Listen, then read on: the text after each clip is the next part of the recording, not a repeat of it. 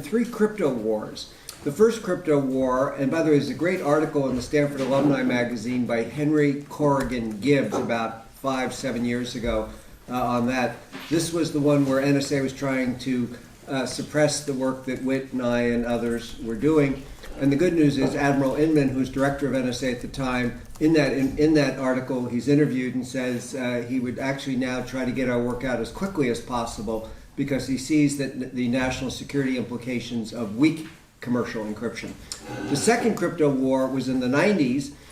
It was Clipper chip is kind of associated with it, but it was basically exceptional access, ways that the NSA and the FBI in the United States and their equivalents in other countries could get into encrypted communications.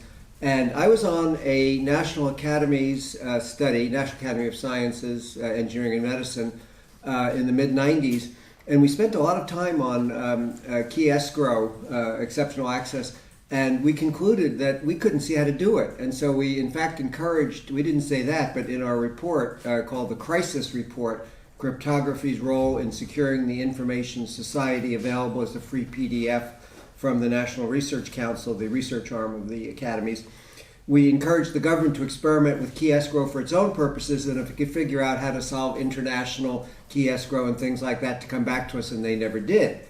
The third crypto war that you're referring to, which is still ongoing, although currently in a lull, is primarily the FBI in the United States putting pressure on Apple and other places to give them exceptional access. And I think you've all seen Ron Rivest and others, and I would have put my name on it too, but I didn't know about it. It's called keys under doormats or something like that.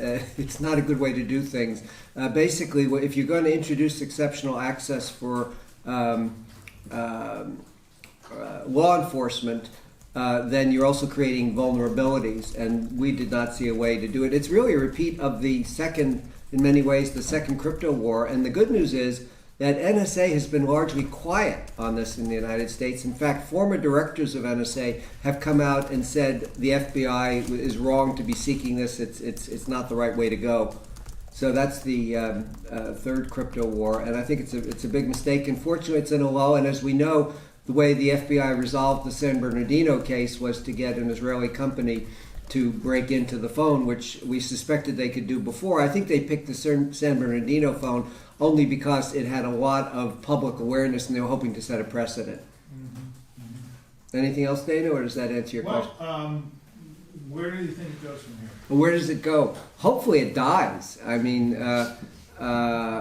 the other thing I would add, and I said this in the 90s during the second crypto war, which was over exceptional access, the first war over exceptional access, that the FBI was often saying that it just wanted to go back to the good old days where when it got a court order for a wiretap, it could put a pin in a wire or something like that and listen in.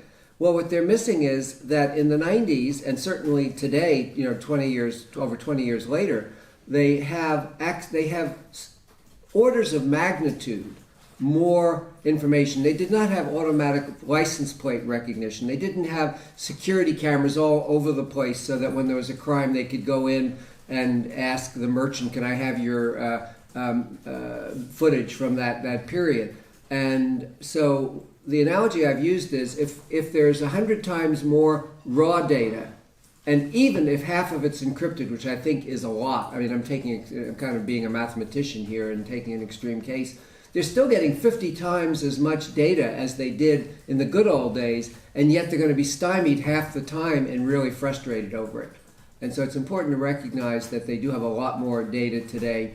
And in the ethics and AI session that one of the young researchers, Jasmine Jahan, ran yesterday, I pointed out, because people were getting upset about facial recognition and the government having all this data, and I said, yes, but what you're saying is true, but if there's a rapist in your neighborhood and we can use facial recognition to find him and get him off the streets, you'd like that, and that will make your life better. So we need to realize there are trade-offs here, and I do recognize that the FBI is trying, at least most of the people in the FBI are trying to protect my safety, and we should not demonize them, but we do have to point out when they're wrong.